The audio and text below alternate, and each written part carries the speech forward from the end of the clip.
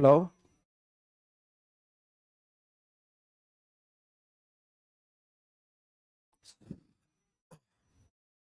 करे स्टार्ट।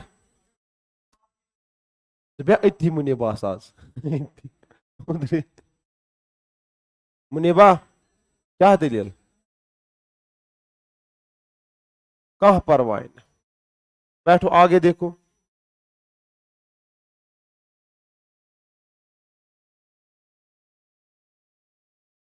चलिए, हमने स्टार्ट किया था डी ब्लॉक एलिमेंट्स। क्या किए थे स्टार्ट? और डी ब्लॉक एलिमेंट्स में हमने देखा था फिजिकल एंड एटॉमिक प्रॉपर्टीज हमने स्टार्ट करी थी। सबसे पहली जो प्रॉपर्टी थी वो हमने पढ़ी इलेक्ट्रॉनिक कॉन्फ़िगरेशन। क्या पढ़ी? Electronic configuration.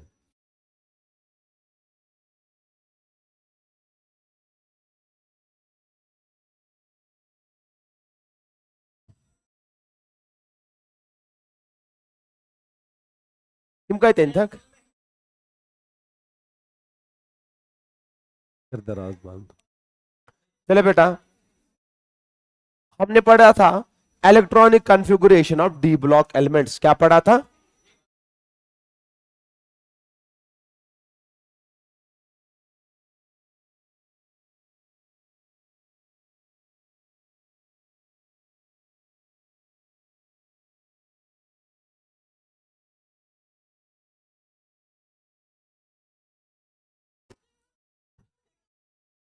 आधा घंटा हो गया जाया। अब कहां से पढ़े? मुनीबा, मैं कोई टाइम ऑलरेडी जाया, ठीक है?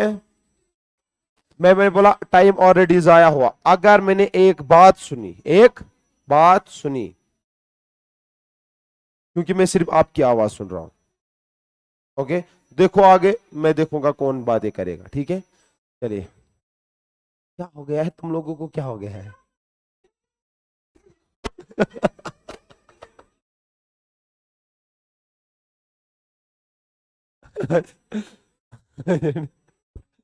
कोई बात नहीं।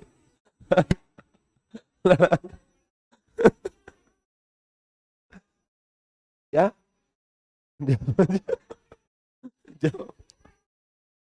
लड़ाई मत करो मेहरबानी करके, हाँ? ठीक है। देखो बेटा, मेरी एक नसीहत सुनो।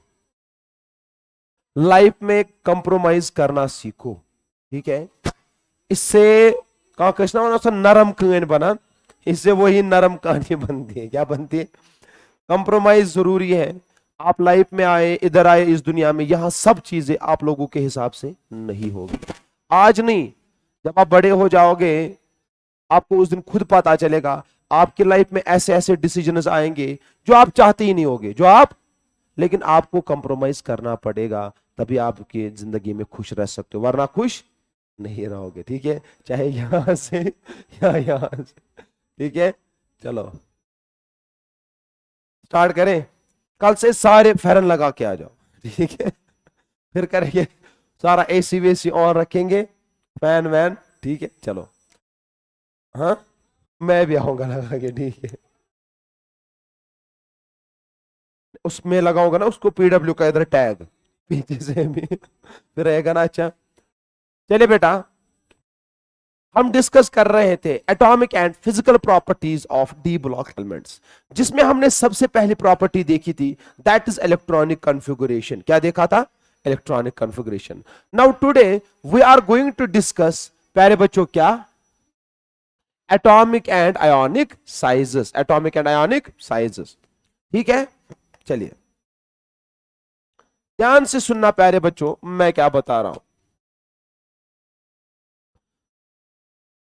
ये जो एटॉमिक साइज है, आपको सबसे पहले ये याद रखना है। What is meant by atomic radius? What is meant by atomic radius? गौर से सुनना।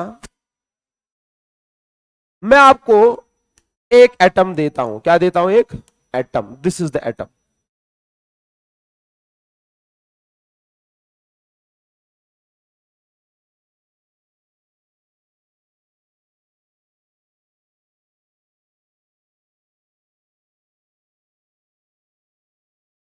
क्या ये एक एटम है? Yes sir.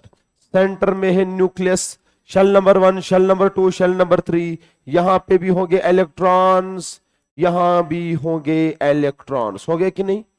होंगे ना कुछ इलेक्ट्रॉन्स होंगे। ये है एटम की पिक्चर, क्या है? चलिए, मेरा सवाल है प्यारे बच्चों कि एटॉमिक रेडियस किसको बोला जाएगा? एटॉमिक रेडियस किसको बोला जाएगा? ध्यान से सुनिए। डिफाइन है न्यूक्लियस से आउटर मोस्ट इलेक्ट्रॉन तक जितनी डिस्टेंस होती है उसी को कहा जाता है रेडियस ऑफ एटम। जो आपने पढ़ा है नॉर्मल सर्कल की रेडियस क्या होती है? सेंटर से सर्कमफ्रेंस तक। बिल्कुल, एक एटम की सर्कमफ्रेंस उसका क्या होता है? Last shell. तो सिंपल सी बात है, the distance from the nucleus to the outermost electron is called the atomic radius. तो मैं ये लिखूंगा डेफिनेशन प्यारे बच्चों, the distance from nucleus of, मेरे साथ साथ आप सारे लिखोगे, of an atom to the outermost electron is called an atomic radii. उसी को नाम क्या दिया जाता है? Atomic radii. ठीक है प्यारे बच्चों, सिंपल सी बात है।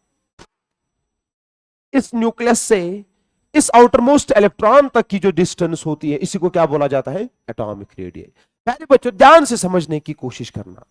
लेकिन मसला एक है, इस एटॉमिक रेडियस को लोग निकाल ही नहीं सकते। क्या? इस एटॉमिक रेडियस को हम कैलकुलेट नहीं कर सकते। मैं पीरियोडिक टेबल साथ पढ़ा रहा हूं, डी ब्लॉक भी साथ आ रहा है, पी ब्लॉक भी साथ आ रहा है। ठीक है, आपको अभी समझ आएगा, हम सारी चीजें कवर करेंगे इसी में। इस एटॉमिक रेडियस को हम मेजर नहीं कर सकते। क्या नहीं कर सकते? 3 कारण है इस एटॉमिक रेडियस को मेजर नहीं किया जाएगा। गौर से सुनो। क्या? सबसे पहले इलेक्ट्रॉन पार्टिकल है कि वेव है? ये दोनों है। इलेक्ट्रॉन पार्टिकल भी है, वेव भी है। लेकिन जब इलेक्ट्रॉन एटम में होता है ये एज अ वेव होता है। क्या होता है? ध्यान से सुनो क्या बता रहा हूं। ये है एक atom,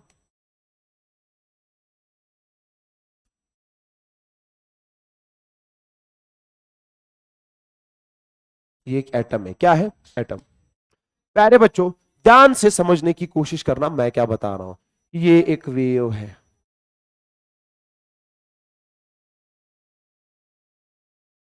is this a wave? Yes sir. तो सवाल सबसे पहले यह खड़ा हो रहा है कि यहां पे है न्यूक्लियस। क्या है? अब मुझे देखना है इस न्यूक्लियस से लेके आउटर मोस्ट इलेक्ट्रॉन की डिस्टेंस। वो तो यहां भी हो सकता है, वो तो इधर भी हो सकता है, वो तो इधर भी हो सकता है, वो तो इधर भी हो सकता है। क्या इस इलेक्ट्रॉन की एग्जैक्ट पोजीशन आ रही है? नहीं यार। पहला कारण यही है कि एटॉमिक रेडियस को कैलकुलेट मेजर नहीं किया जाएगा डायरेक्ट। क्यों? क्योंकि electron behaves like a wave and a wave does not have an exact position. पहला पॉइंट ये है। दूसरा, आपने कभी दुनिया में अकेला हाइड्रोजन देखा है? नहीं। आपने जब भी देखा, आपने कभी अकेला ऑक्सीजन देखा? आपने जब भी देखा O2। आपने अकेला नाइट्रोजन देखा? दूसरा रीजन ये है कि एटम इंडिविजुअली एग्जिस्ट करता ही नहीं है। जब इंडिविजुअली एग्जिस्ट करता ही नहीं तो तुम रेडियस कहां से निकालोगे? कितने रीजन हो गए? 2। तीसरा रीजन है हाइजेनबर्ग्स अनसर्टेनिटी प्रिंसिपल। क्या बता रहा है हाइजेनबर्ग्स अनसर्टेनिटी प्रिंसिपल? कि इलेक्ट्रॉन एक वेव है, इलेक्ट्रॉन एक वेव भी है, पार्टिकल है। It is difficult to measure the exact position and the momentum of an electron with 100% uncertainty. उसमें दुनिया में एक एरर ऑलरेडी है, h/4 का एरर, वो तो कम हो ही नहीं सकता है। तो यानी कि कहने का मतलब ये है कि रेडियस का एग्जैक्ट वैल्यू निकाला नहीं जा सकता है 3 रीजंस के कारण। क्या क्या? पहला reason, atom does not exist independently. दूसरा, as per Heisenberg's uncertainty principle we can not measure the exact position and momentum of an electron with 100% accuracy. और तीसरा, electron behaves like a wave, electron behaves like a, and a wave does not have an exact position. Wave की कोई position होती है? उसके बहुत सारे positions होते हैं, मल्टीपल पोजीशंस होते हैं। तो लिखो प्यारे बच्चों, यही आप लिख लीजिए जल्दी से। The atomic radii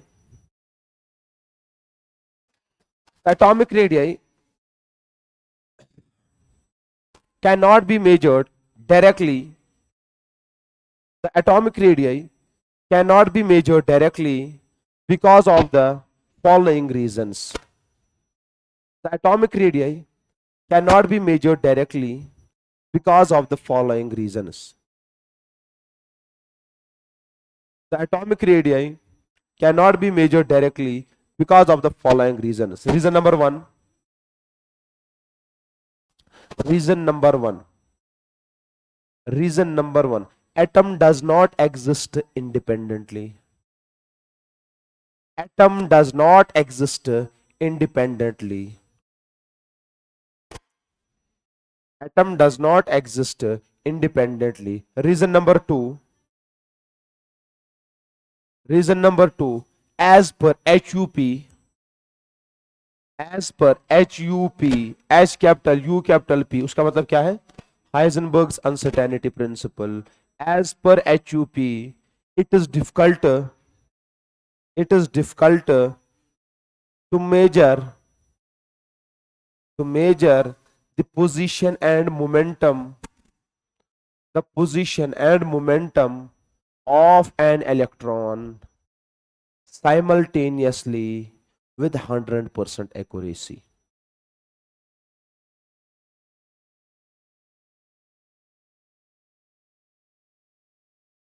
As per HUP, it is difficult to measure the position and momentum of electron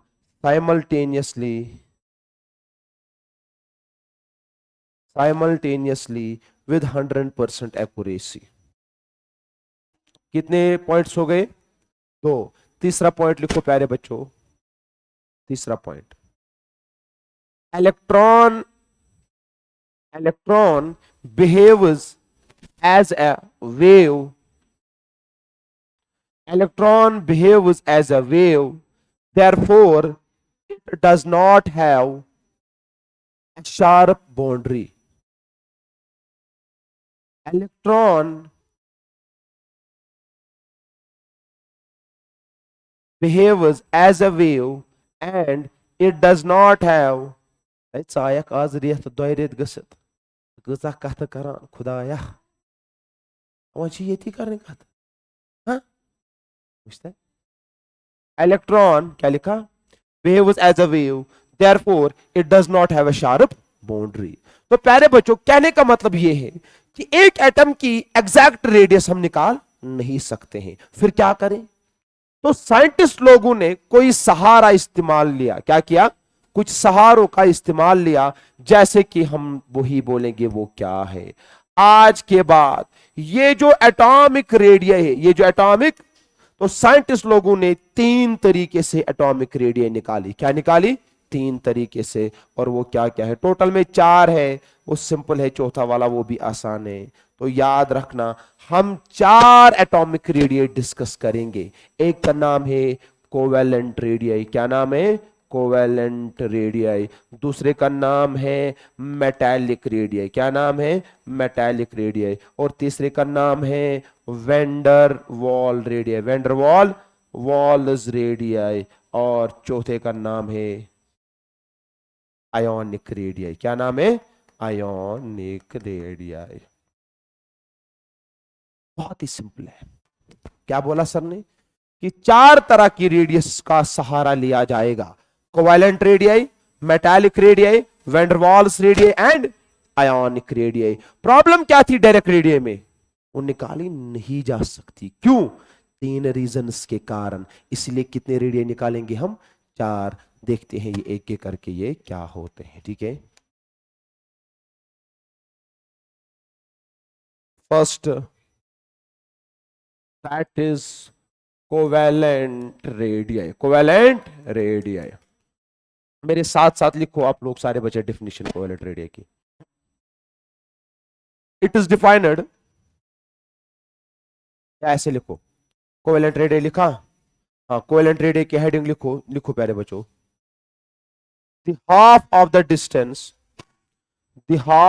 distance between the two atoms, the half of the distance between the two atoms, the half of the distance between the two atoms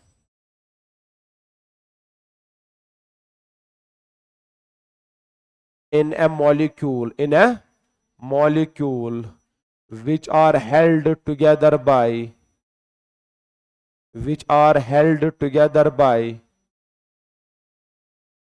covalent bond, which are held together by covalent bond is called covalent radii, is called covalent radii. क्या बोला sir ने, जरा बता दो जल्दी से.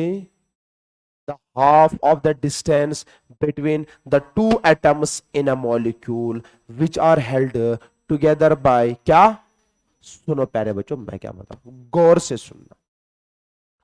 एक covalent bond कैसे बनता है, जब दो ऑर्बिटल्स आपस में क्या करते हैं, ओवरलैप करते हैं. प्यारे बच्चों ध्यान से सुनना, इसकी रेडियस कितनी है, इतनी, इसकी रेडियस कितनी है, इतनी. मान के चलो ये एक हाइड्रोजन है, ये एक हाइड्रोजन है, ये बन गया H2. क्या बन गया, H2 मॉलिक्यूल. क्या ये कोवेलेंटली बाइंड है, यस सर ये कोवेलेंटली बाइंड है. मुझे चाहिए इसकी रेडियस, क्या चाहिए, देखो ये तो निकाल नहीं सकता मैं, क्यों, ये पॉसिबल. तो मैं एक काम करूंगा, मैं ये डिस्टेंस निकालूंगा. क्या निकालूंगा, ये डिस्टेंस. क्या निकाला मैंने, ये है H, ये है H2. मैं इस सेंटर से इस सेंटर तक का रेडियस निकालूंगा. जरा इसको क्या बोलूंगा मैं, नहीं इसको मैं बोलूंगा डी कोवेलेंट.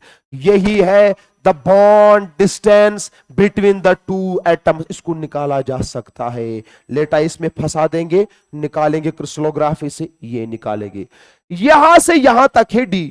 जरा इसका आधा कर लो, वो क्या बनेगा, एक की बनेगा कि नहीं, वही आपने लिखा. The half of the distance between the two atoms in a molecule which are held together by, तो मैं यहां लिखूंगा r covalent is equal to d covalent by 2. D covalent by 2, ये बन गई कोवेलेंट रेडियस. मेरा सवाल एक सुनना, क्या ये एटम की एग्जैक्ट रेडियस है कि ये अल्टरनेट है, अल्टर्न, क्या है उससे बड़ी होगी कि उससे छोटी, उससे छोटी होने वाली है. क्यों, दिमाग लड़ाओ क्यों. हाँ कुछ पार्ट सर ओवरलैप हो गया, जो ओवरलैप हो गया वो दोनों का कॉमन है, जो कॉमन हो गया वो एक ही को मिलेगा, दो को तो अब मिल नहीं सकता है. जिसके कारण से याद रखना इस पॉइंट को प्यारे बच्चों, नोट करके, ये इंपॉर्टेंट पॉइंट है. क्या मैंने कहा, जो आर कोवेलेंट होती है, आर ये हमेशा लेस होती हैं आर एटॉमिक से. क्लियर, इसका नाम क्या है, कोवेलेंट रेडियस. सिंपल. जल्दी से दूसरा लिखो, मेटालिक रेडियस, और यही डी ब्लॉक के लिए वैलिड है. बता दो डी ब्लॉक मेटल्स है, नॉन मेटल्स है कि प्यारे बच्चों मेटलाइड्स है, मेटल्स है. मेटल्स के लिए कौन सी रेडियस, मेटालिक. प्यारे बच्चों नॉन मेटल्स के लिए कौन सी, कोवेलेंट. समझ आ रही है बात. तो इसका मतलब है हमारे लिए कौन डिस्कस करना है, लिखो मेटालिक रेडियस की definition. The half of the distance between the two atoms,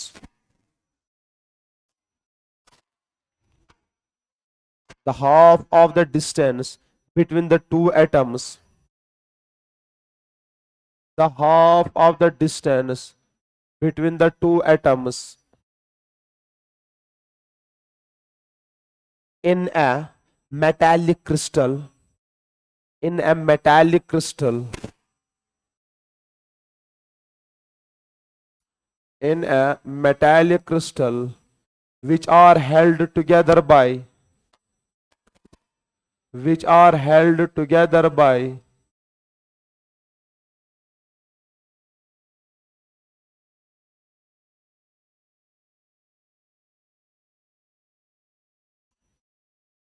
which are held together by metallic bond, which are held together by metallic bond is called metallic radii, is called metallic radii. बहुत ही simple, बहुत ही आसान है. ठीक है, कोई भी metal ले सकता हूं, मैंने लिया फॉर एग्जांपल, कुछ भी ले सकता हूं, जाने दो अभी मुझे क्या है इसके साथ. ठीक है, ये एक मेटल है, ये एक मेटल है कि नहीं. देखो प्यारे बच्चों, अगर मैं यहां से यहां तक डिस्टेंस निकालू, इसको क्या बोलूं मैं, डी मेटालिक. क्या बोलूंगा, जरा इसका आधा कर दो, वो किसका बनेगा, एक का. तो यही है r metallic is equal to d metallic divided by 2। D metallic divide by, मेरा सवाल सुनना, क्या ये एटॉमिक रेडियस से बड़ी होगी कि उससे छोटी होगी? हाँ, इक्वल नहीं होगी, ना बड़ी होगी, अप्रोक्सीमेट बराबर होगी, ऊपर नीचे हो सकता है लेकिन अप्रोक्सीमेट वैल्यू के आसपास होने वाली है। ठीक है प्यारे बच्चों, ऐसा भी क्यों है, बराबर क्यों नहीं होता है, इसके पीछे भी रीजन है, वो भी हम जानेंगे, वो भी हम जानेंगे। ठीक है, कितने रेडियो हो गए? दो। तीसरी लिखो प्यारे बच्चों जल्दी से, that is van der Waals radii, van der Waals radii. लिखो प्यारे बच्चों, the half of the distance between the two atoms, van der Waals radii लिखो, the half of the distance between the two atoms,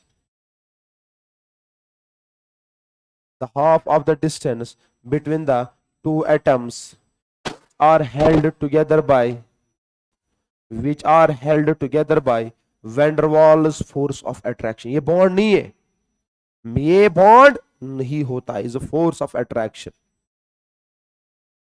which are held together by van der Waals force of attraction, which are held together by van der Waals force of attraction, van der Waals force of, शाबाश।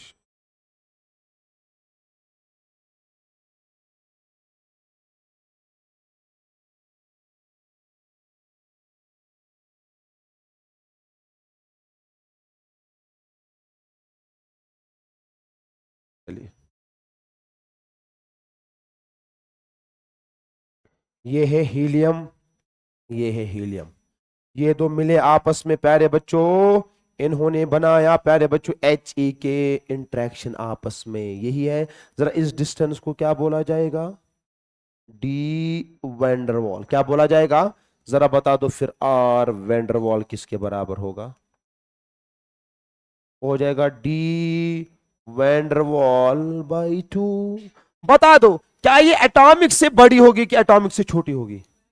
ये atomic से बड़ी होती है, क्योंकि यहां पे बीच में थोड़ा सा गैप रहता है। तो जरा मुझे बता दो, इन तीनों में बड़ी कौन होगी सबसे ज्यादा? उसके बाद, उसके बाद तो मैं यही नोट करके लिखूंगा प्यारे बच्चों, शाबाश। इसका मतलब ये हुआ, नोट करके लास्ट पॉइंट इसका है, नोट करके लास्ट पॉइंट इसका है। ध्यान से समझने की कोशिश करना कि आर वेंडरवॉल, आर सबसे बड़ी होगी, आर मेटालिक, उसके बाद r covalent. This is the important point है प्यारे बच्चों, इस पॉइंट को याद रखना है आपको। ओके, सिंपल है, शाबाश।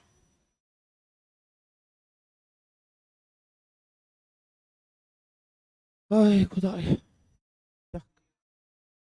हाँ, क्या दलील? बोलो बोलो। कौन? ये कहा, कहा बोलेगा, कहा बोलेगा? अगर तो एसीएस को तो टेम्परेचर करो तो मैं गरम।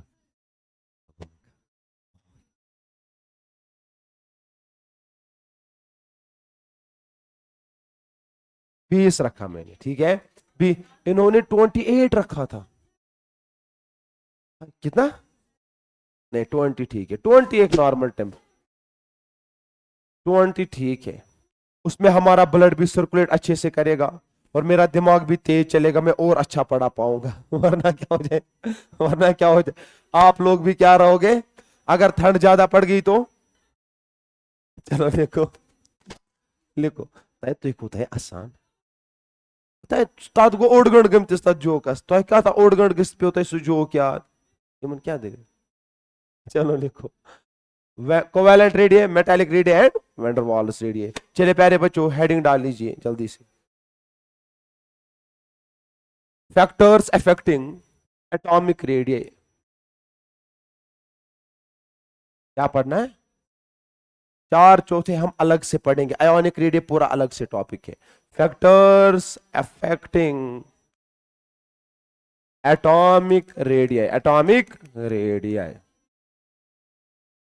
ओके, चलिए। पहला, ये जो रेडियाई होती हैं, ये जो रेडियाई, जरा बता दो, अगर न्यूक्लियस के पास 10 का चार्ज होगा और दूसरे न्यूक्लियस के पास 20 का चार्ज होगा, जरा बता दो ज्यादा इलेक्ट्रॉन को अपनी ओर कौन खींचेगा, 20 वाला कि 10 वाला? 20 वाला। तो क्या मैं बोल सकता हूं, जितना न्यूक्लियर चार्ज बढ़ेगा उतना एटॉमिक रेडियस कम हो जाएगी। तो यही है, radius is inversely proportional to Z effective. Z पहला है, जितना न्यूक्लियर चार्ज ज्यादा हो जाएगा उतना इलेक्ट्रॉन किधर आएगा, न्यूक्लियस के पास, उतना रेडियस को क्या हो जाएगा, डिक्रीज। ठीक है। दूसरा, ये जो रेडियस है एटॉमिक रेडियस, प्यारे बच्चों, ये डायरेक्टली प्रोपोर्शनल टू है एन शेल नंबर के। किसके? सिंपल सी बात है, यह कॉमन सेंस पूछो। अगर मैं यहां से यहां तक देखूं तो कितनी रेडियस होगी, कुछ। अगर मैं यहां से यहां तक देखूं तो ज्यादा होगी, ये होगी शेल नंबर 1, तो ये क्या होगी, शेल नंबर 2। कॉमन सी बात है, जितना शेल नंबर बढ़ता जाएगा, जितना शेल नंबर बढ़ता जाएगा उतना क्या होता जाएगा, रेडियस बढ़ती जाएगी। ठीक है। प्यारे बच्चों ध्यान से सुनना मैं क्या बता रहा हूं। ठीक है। चलिए, हम पीरियोडिक टेबल में दो चीजें करते हैं। क्या करते हैं? दो चीजें। एक तो हम पढ़ते हैं डाउन द ग्रुप, क्या पढ़ते हैं, और दूसरा पढ़ते हैं अलोंग द पीरियड। क्या पढ़ते हैं? या अक्रॉस द पीरियड बोलो, अलोंग द पीरियड बोलो, व्हाटसोएवर, मुझे कुछ नहीं करना। इसको बोलेंगे along the period, along the. जो मैं बोलूं उसको ध्यान से सुनना, अभी इसका प्रूफ भी दूंगा। ठीक है, वेट करो, वही मेरा टॉपिक है। जब भी आप पूरे पीरियोडिक टेबल में अलोंग द पीरियड जाओ, क्या जाओ, तो जेड इफेक्टिव से जाना। क्या जाना? जेड इफेक्टिव से। और जब भी आप डाउन द ग्रुप जाओ, क्या जाओ, डाउन द ग्रुप। क्या जाओ? Down the group. प्यारे बच्चों हमेशा शेल नंबर से जाना, यहां नहीं, पूरे पीरियोडिक टेबल में जो कोई भी प्रॉपर्टी आपको डिस्कस करनी हो, अलोंग द पीरियड कैसे जाओगे, Z effective. Down the group कैसे जाओगे, साइज से। तो ध्यान से सुनो, अभी मैं बता रहा हूं, उसके बाद सीधे समझ आ जाएगा। Along the period Z effective increases, Z effective, और एन रिमेन्स कांस्टेंट। ये याद रखना, ये point. Along the period Z effective increases, n remains con, यानी कि size shell number remains constant. Down the group Z effective remains constant, remains, while as n increases। तो कहने का मतलब यह है प्यारे बच्चों, जब कभी भी along the period जाना होगा, जब कभी भी along the period जाना होगा तो आप क्या देखोगे, z इफेक्टिव। जब डाउन द ग्रुप जाना होगा तो आप क्या देखोगे, शेल नंबर देखोगे। क्या देखोगे, शेल नंबर। यहां तक किसी को कोई डाउट? पक्का, सिंपल है, आसान। चलिए देखिए मैं क्या बता रहा हूं। ठीक है,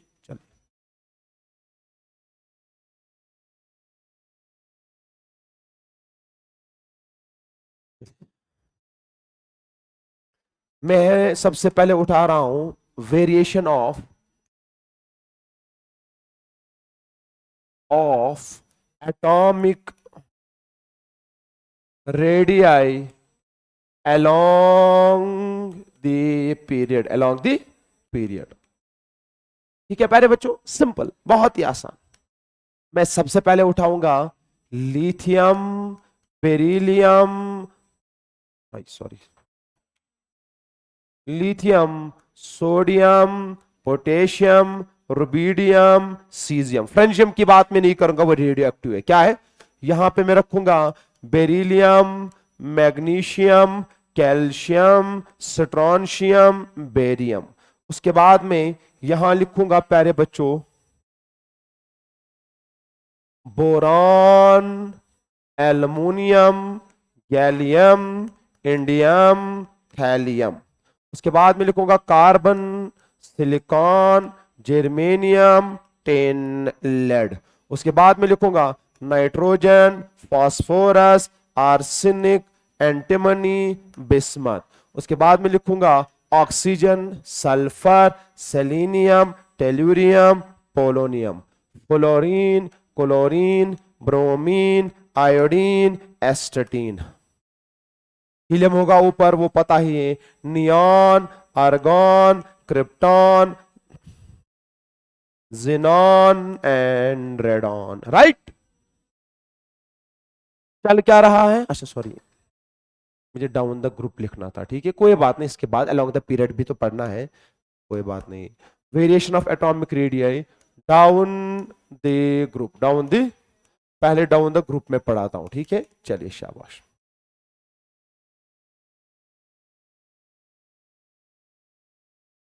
चलो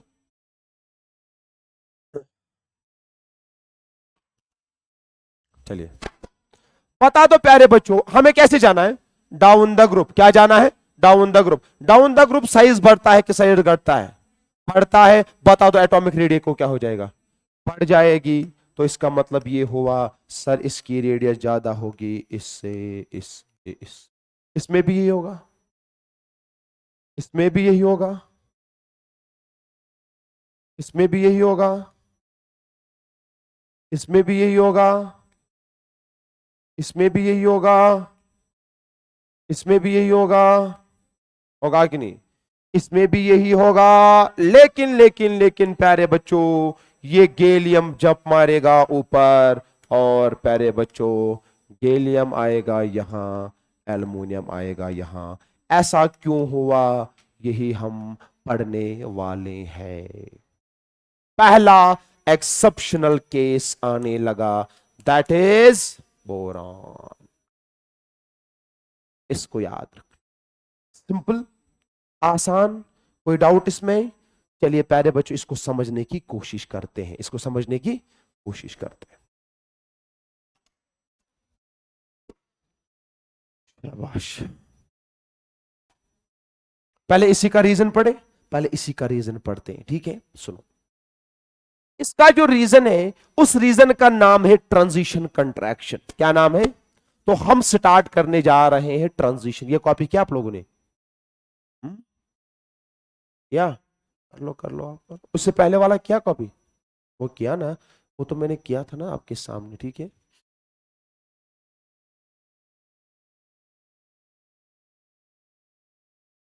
हम्म,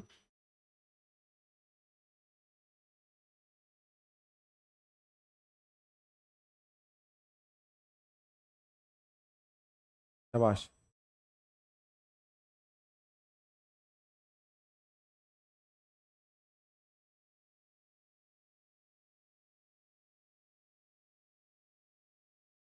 हम्म,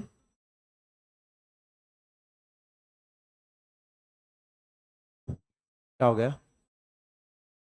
बेटा, डाउन द ग्रुप साइज बढ़ता है कि घटता है, तो एटॉमिक रेडियस को क्या हो जाएगा, बढ़ेगा, ठीक है शाबाश। अलोंग द पीरियड अभी मैंने नहीं दिखाया,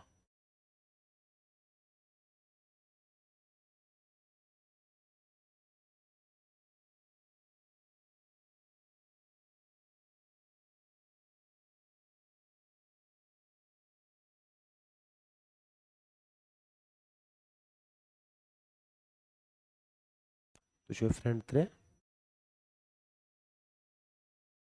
कौन कौन, तानिया और महापरा, उथस, दरवाजा बंद करो जरा,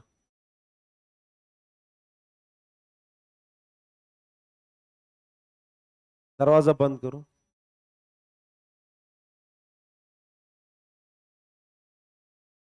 हो गया कॉपी, हाँ दबा नो सर,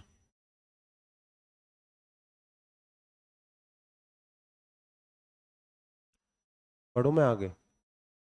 इसका जो रीजन है, उस रीजन का नाम है ट्रांजिशन कंट्रैक्शन। क्या नाम है, पढ़ाता हूं मैं, वो ट्रांजिशन कंट्रैक्शन क्या होता है, पढ़ा है, हाँ? पढ़ा है, फिर छोड़े, खुदा अच्छी अच्छी हवा, क्या कर सकते। चलिए स्टार्ट करते हैं हम, ट्रांजिशन कंट्रैक्शन। चलो सुनो,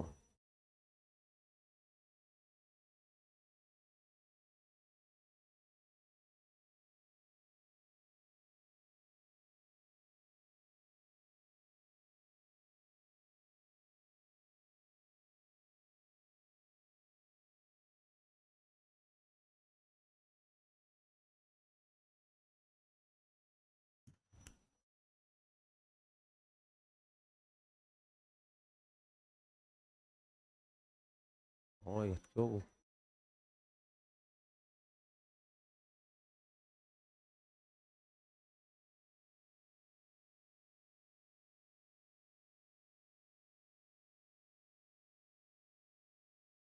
चलिए सुनिए प्यारे बच्चों, क्या बता, चुप करके बैठना सारे बच्चे। ये क्या है? न्यूक्लियस। ये क्या है? ये क्या है? ध्यान से सुनना मैं क्या बता रहा हूं। मान के चलो इस न्यूक्लियस पे 10 का चार्ज है। कितना है? 10 का चार्ज। बता दो ये न्यूक्लियस जब इस इलेक्ट्रॉन को खींचेगा तो किस फोर्स से खींचेगा? 10 के फोर्स से। तो बता दो अगर इसी न्यूक्लियस को इस इलेक्ट्रॉन को खींचना है, क्या ये 10 के फोर्स से खींचेगा कि उसके कम से? क्यों? वेरी नाइस, शाबाश। सुनो क्या बता रहा हूं मैं, ठीक है? शाबाश। ये जो यहां पे सामने बैठा है इलेक्ट्रॉन, क्या बैठा है? इस इलेक्ट्रॉन के कारण एक रिपल्शन लगता है। क्या लगता है? रिपल्शन। इस रिपल्शन का नाम है स्क्रीनिंग। क्या नाम है? और इस इफेक्ट का नाम है स्क्रीनिंग इफेक्ट। क्या नाम है? ध्यान से सुनना क्या बता रहा हूं मैं। ये जो रिपल्शन के कारण होता है इसी को नाम है स्क्रीनिंग। क्या है? स्क्रीनिंग।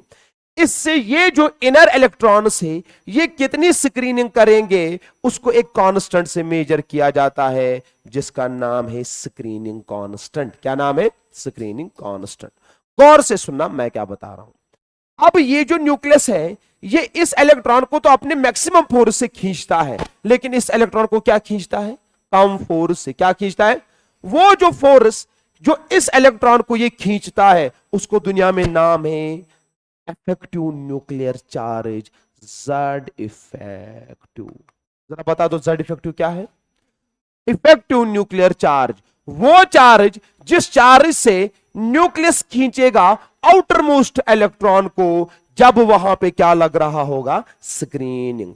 प्यारे बच्चों ये जो जेड इफेक्टिव होता है आप भी दिमाग लगा सकते हो कि ये किसके बराबर होगा? सर इस न्यूक्लियर पे कितना चार्ज होगा? जेड एक्चुअल चार्ज माइनस करेंगे इसने सिग्मा कितना लगा दिया, इसने सिग्मा कितना लगा दिया। इसी का नाम क्या है प्यारे बच्चों? Screening effect. क्या नाम है? Screening effect. किसी को यहां तक कोई डाउट? पक्का? ये बहुत ही सिंपल, बहुत ही आसान है। मैं डिफिनेशन नहीं लिखवाऊंगा, वो वेस्टेज रहेगा। स्क्रीनिंग क्या होता है, स्क्रीनिंग इफेक्ट क्या होता है, इफेक्टिव कॉमन सी बात है, वो सोचते हो नजर।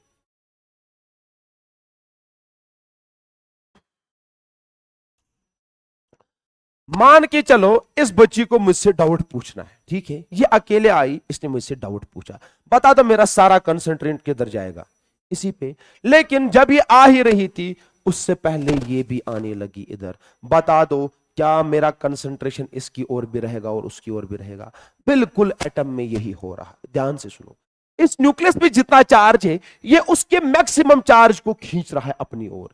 लेकिन ये न्यूक्लियस चाहता मैं इसको भी खींचूं, लेकिन बीच में ये जो इलेक्ट्रॉन है ये इसको धक्का मुक्की मार रहा है, रिपल्शन कर रहा है। नेगेटिव नेगेटिव क्या क्रिएट कर रहा है? रिपल्शन। इसका नाम है रिपल्शन स्क्रीनिंग इफेक्ट। और जिस इफेक्ट से जितना मैग्नीट्यूड होगा उसको क्या बोला जाएगा? Screening constant. क्या बोला जाएगा? ये बराबर होता है Z effective is equal to Z minus sigma. ध्यान से सुनो मैं क्या बता रहा हूं, गौर से सुनना। खुद को ये क्या है प्यारे बच्चों? ये एक न्यूक्लियस है। क्या है? न्यूक्लियस। गौर से सुनना, ये क्या है? पहली शेल। ये क्या है? दूसरी शेल।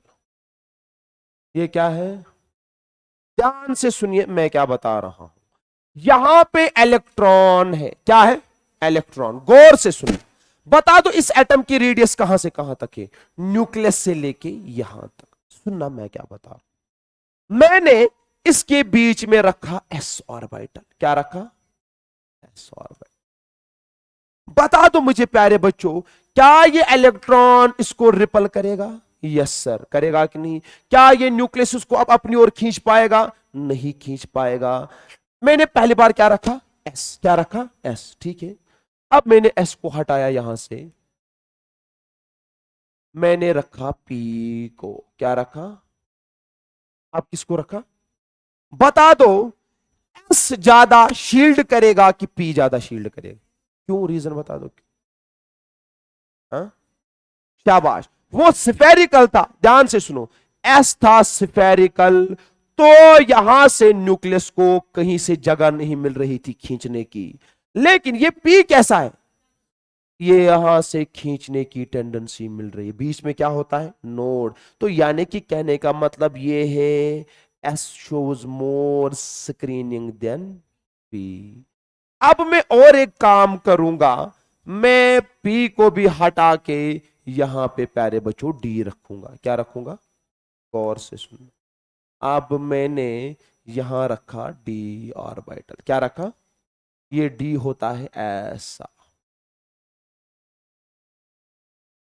बता दो ये ऐसे घटिया शील्डिंग करेगा कि बेहतरीन शील्डिंग करेगा, घटिया शील्डिंग। ये पी से अच्छी शील्डिंग करेगा कि खराब शील्डिंग, नहीं, घटिया शील्डिंग करेगा।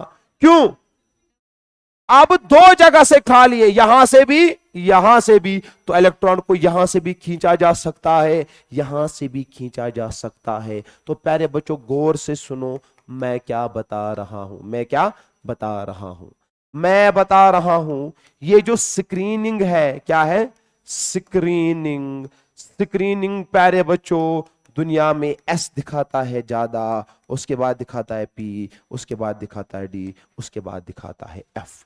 तो याद रखना, s shows more screening than p than d than f. कोई डाउट इसमें, शाबाश, इतना क्लियर है, यहां तक कोई इशू मत है। This is the screening effect, screening effect, screening order, screening order, okay. अब सुनिए मैं क्या बता रहा हूं, ठीक है, चलो लाओ दो एलिमेंट्स, क्या लाओ, कौन किस किस में इशू हो रहा था, एल्युमिनियम और गैलियम में। ध्यान से सुनना, this is aluminium, this is gallium. बता दो एल्युमिनियम का एटॉमिक नंबर 13, गैलियम का atomic number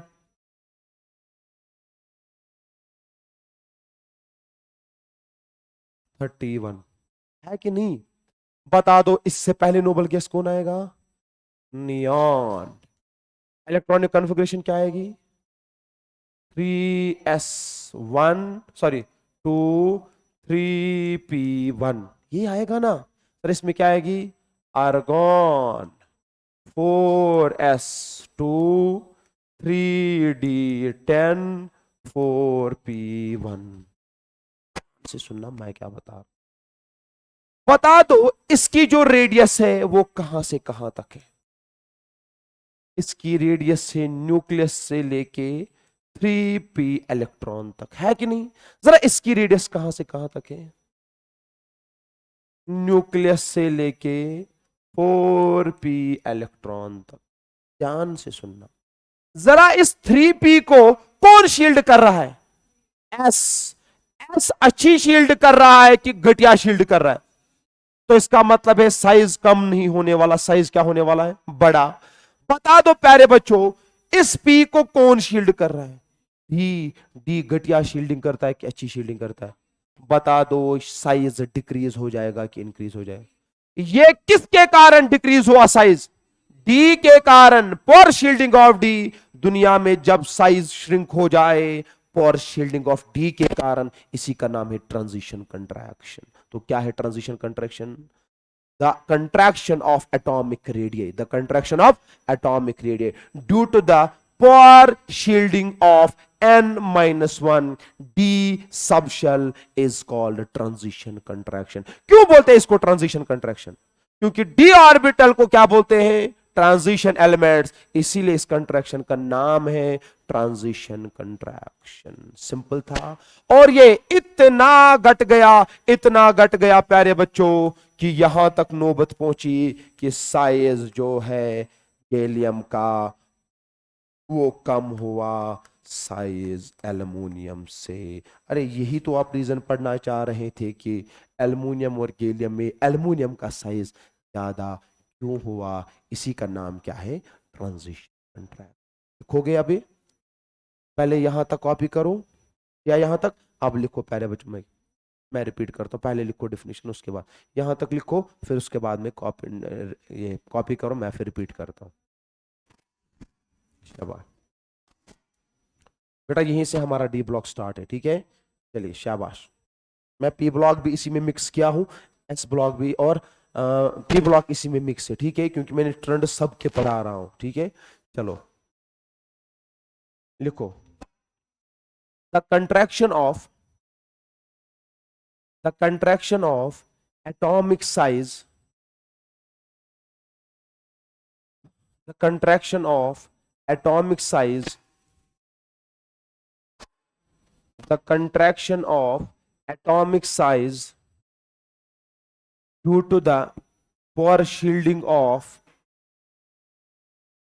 the contraction of atomic size due to the poor shielding of, due to the poor shielding of n minus 1 d subshell, n minus 1 d subshell is called transition contraction, is called transition contraction, is called transition contraction, ठीक है। शाबाश। ये यहां पे लिखना है। इसके बाद क्या लिखोगे, उसके बाद इसका रीजन लिख लेना, ये एल्युमिनियम और गैलियम का रीजन क्या आएगा इसका, ड्यू टू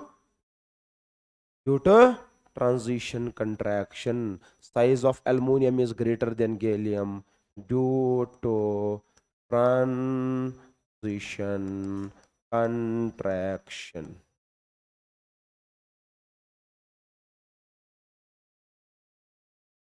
ओके।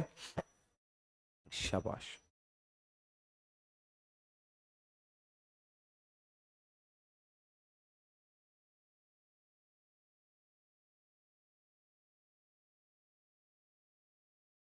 हमारा ग्रुप में चल रहा है, ठीक है, हम ग्रुप की चल रहे हैं ना अभी।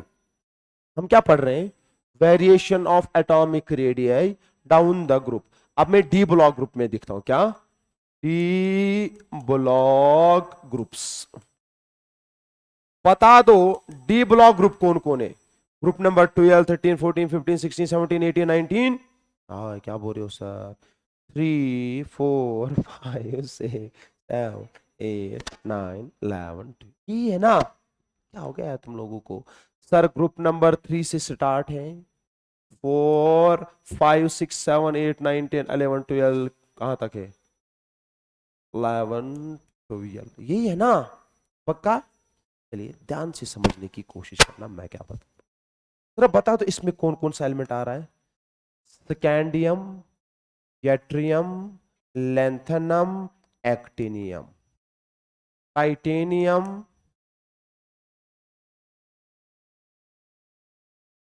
Titanium, lanthanum, yttrium, zirconium, lanthanum, hafnium, actinium, और है क्यो, यही है ना। और यहां कौन कौन आने वाले हैं, मैं 12 लिखता हूं, सीधे 12 से स्टार्ट, ठीक है। चलो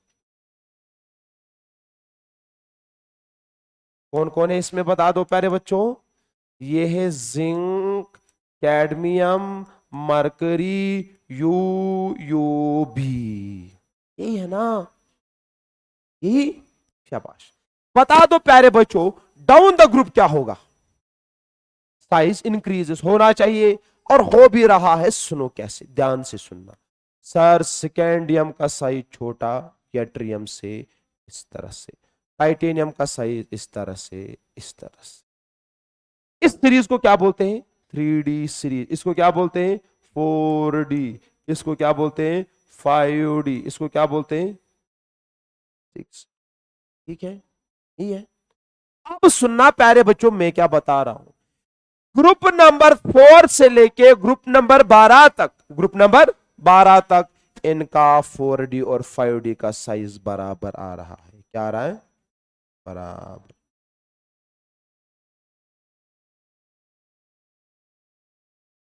किनका बराबर आ रहा है, ग्रुप नंबर 4 से लेके ग्रुप नंबर 12 तक 4D और 5D का साइज क्या आ रहा है, बराबर आ रहा है। और बाकी तो पता है इनका तो बड़ा ही होने वाला है, साइज होने वाला है कि नहीं, तो रीजन क्या है इसके पीछे?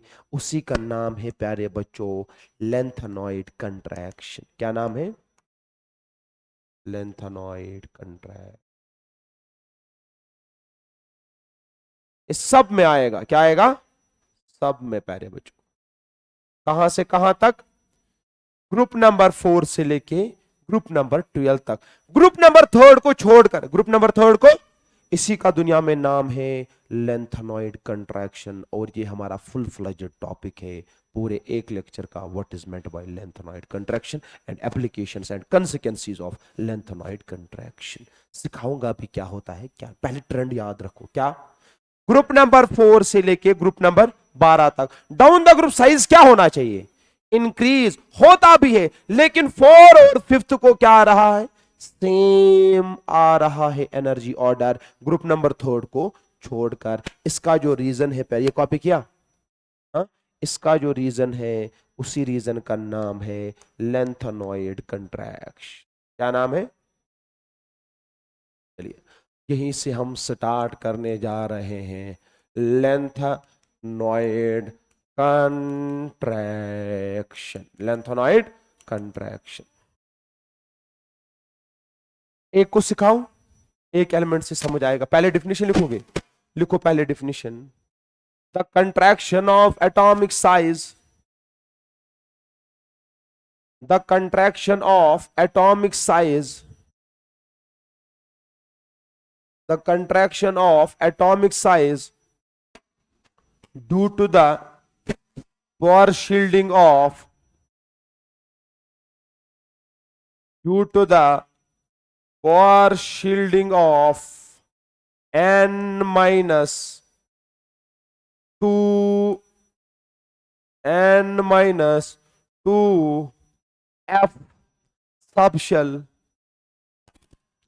n minus 2 f subshell is called lanthanoid contraction. सुनो, अगर D के कारण से साइज घटता था उसको क्या बोलते थे? Transition contraction. अगर F के कारण से साइज घटेगा, मैं दिखाता हूं कैसे। सुनो प्यारे बच्चों, एग्जाम्पल से समझ आ जाएगा। लेंथेनम, स्कैंडियम के बाद कौन है? टाइटेनियम। टाइटेनियम के बाद नीचे कौन है? Lanthanum, sorry yttrium, zirconium. Zirconium के नीचे कौन है? Lengthen hafnium. ठीक है ना?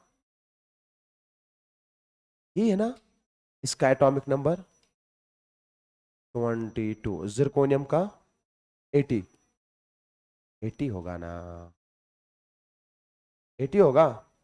हाँ, 40 40 39 और 40, हाँ हाँ 40 40। हैफनियम का 70, हाँ 72 आएगा। ओके, बहुत सिंपल, बहुत ही आसान है। सुनना, बता दो इससे पहले नोबल गैस कौन आएगा? आर्गन। इसको कौन आएगा? क्रिप्टॉन। इसको कौन आएगा? ये है ना? बता दो इसकी सीरीज क्या है? 4 तो आएगा 4s3d। इसमें जाएगा नहीं, लिखो तो कोई बात नहीं, मुझे पता है नहीं जाएगा। इसमें आएंगे 2, इसमें 2। सच बताना, सच के सिवा कुछ नहीं बताना, यही है। लेकिन मैं ऐसे लिखूंगा ही नहीं। ये तो इलेक्ट्रॉन फिल करने के समय ऐसे लिखा जाता है, लेकिन जब इलेक्ट्रॉन आते हैं फिर प्यारे बच्चों वापस लिखना पड़ता है 3d2 4s2। इलेक्ट्रॉन फिल करते समय कैसे लिखोगे? वैसे। लेकिन जब एनर्जी वेनर्जी देखना हो, सब कुछ देखना, फिर कैसे लिखोगे? ये तरीका है। जरा इसमें क्या आएगा? 40। हमारे पीरियड का 5, यानी कि क्या आएगा?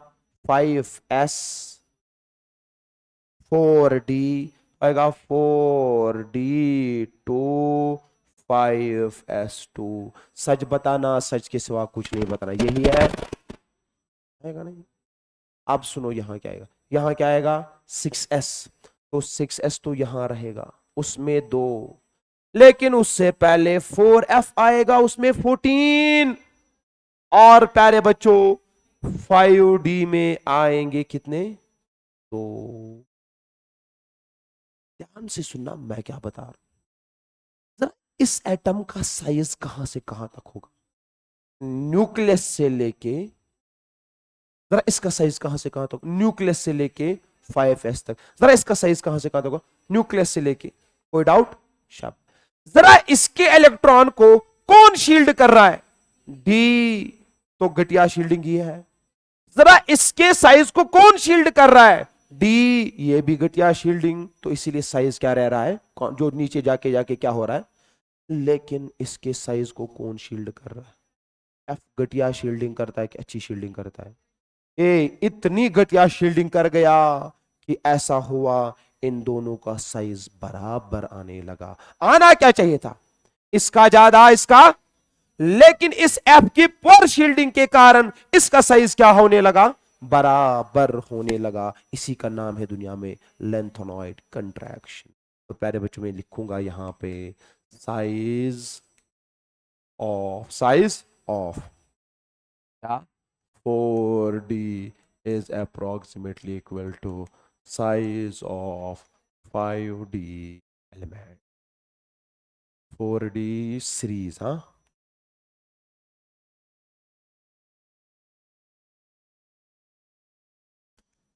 इसका नाम क्या है,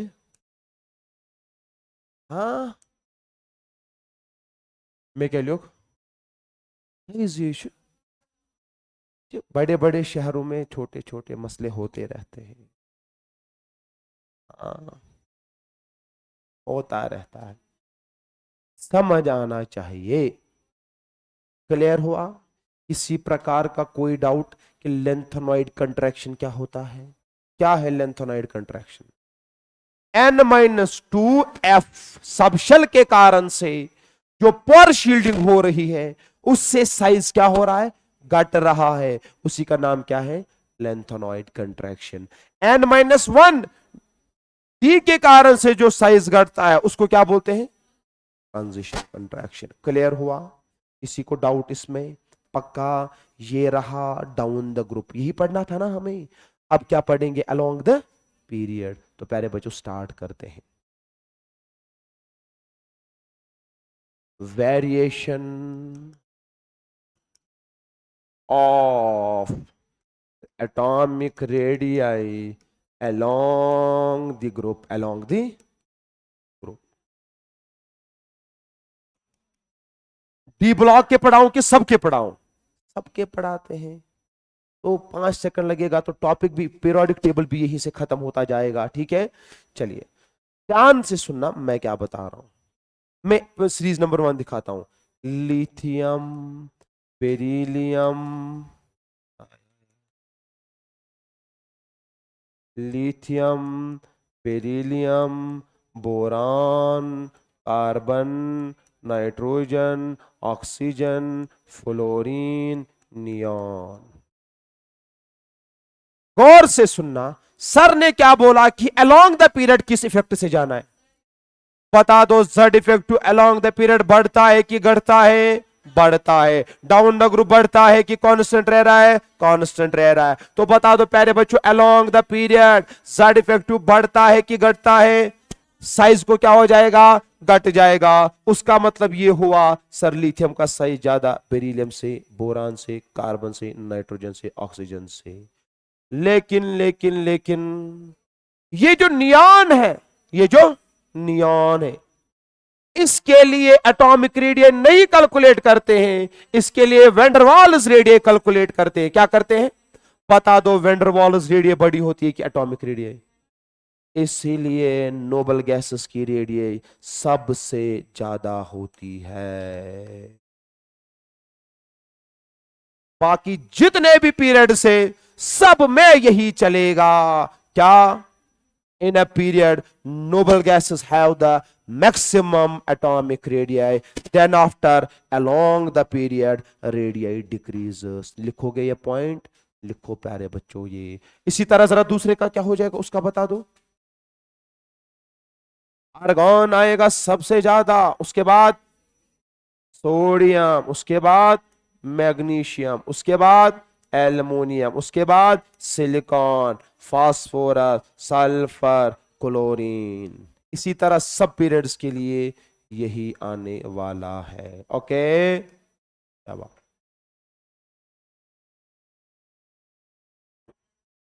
लिखो प्यारे बच्चों, लिखो, ये लिखा। हाँ हाँ, वन डाउट बड़े बाकी इंतजानाश्तस नहीं, डिक्रीज हो गया। हाँ, इंक्रीज होना चाहिए। हाँ, डिक्रीज हो रहा है। हाँ हाँ, तो डिक्रीज हो गया ना साइज और। भाई क्या हो गया? घटिया शील्डिंग का मतलब क्या है? न्यूक्लियस को मौका दे रहा है अपनी ओर लाने को। जब घटिया शील्डिंग तो वो अपनी ओर लाएगा, साइज कम होता चला जाएगा। क्या हो गया, उल्टा बोल रही हो? चलो कोई बात नहीं, डाउट होता है। ये डाउट नहीं था, वो मिसकंसेप्ट रहता है ना किसी चीज में कि घटिया शील्ड, घटिया कॉमन सी बात है। मैं यहां से रास्ते से जा रहा हूं, इस रास्ते में कोई नहीं, मैं कितना तेज जाऊंगा? बहुत। अब ये बीच में बैठेगा सेंटर में, क्या मैं उधर जा पाऊंगा? लेकिन अब ये थोड़ा सा ऐसे बैठेगा, जा तो तब भी सकता हूं लेकिन स्पीड कम। चलो लिखो प्यारे बच्चों, यहां लिखो नोट करके। along the period along the period z effective increases. Along the period z effective increases. Along the period z effective increases, and as such atomic radii decreases. Atomic radii decreases. Full stop. But full stop. But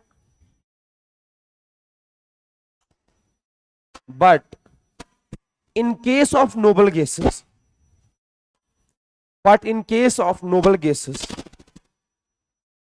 we measure van der Waals radii.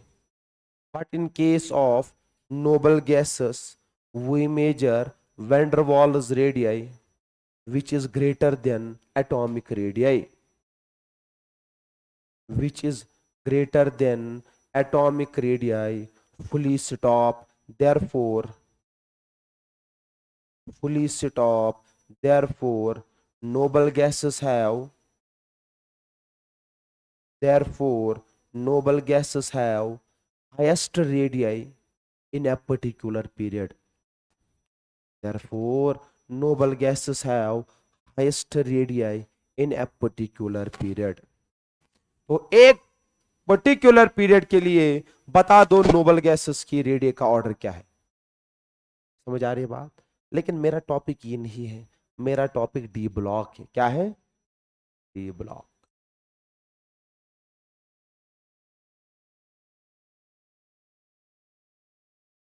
Radii of D block periods. D block periods बहुत simple, बहुत ही आसान है। बहुत simple, बहुत ही आसान है। ठीक है, चलिए मेरे पास है 3D सीरीज। क्या है? 3D series. जरा बता दो 3D सीरीज में कौन कौन होता है? स्कैंडियम,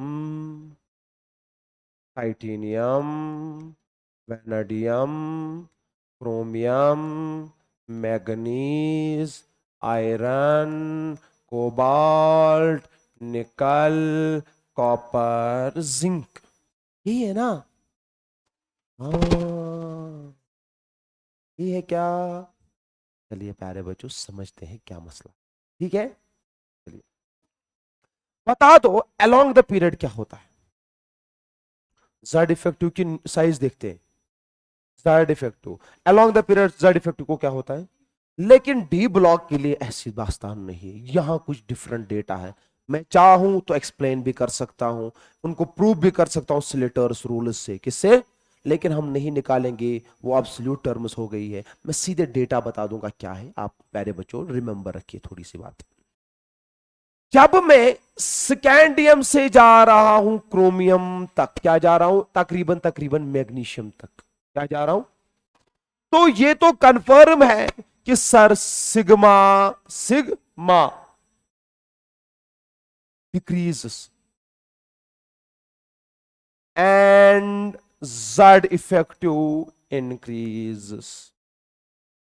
यानी कि स्कैंडियम से मैग्नीशियम तक क्या हो रहा है, सिग्मा डिक्रीज हो रहा है, तो जेड इफेक्टिव को क्या होगा, देयरफॉर बता दो साइज क्या होगा, देयरफॉर साइज डिक्रीज।